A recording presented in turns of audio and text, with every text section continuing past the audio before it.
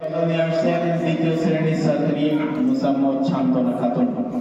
দ্বিতীয় শ্রেণীর ছাত্রী মুসাম্মদ শান্তনা।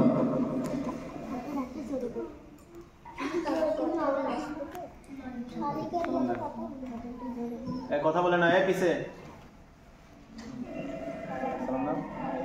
আসসালামু আলাইকুম।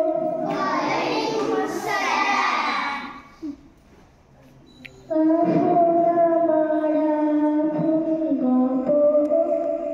খবর আমার খাসি। খবর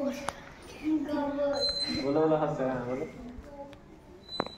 খবর আমার খাটি ওই কবরে যেতে হবে, থাকবে না কেউ সাথী, একা একা নিরালাই থাকতে হবে বাসতলায়, চতুর্দিকে রবে শুধু মাটি, চতুর্দিকে রবে শুধু মাটি।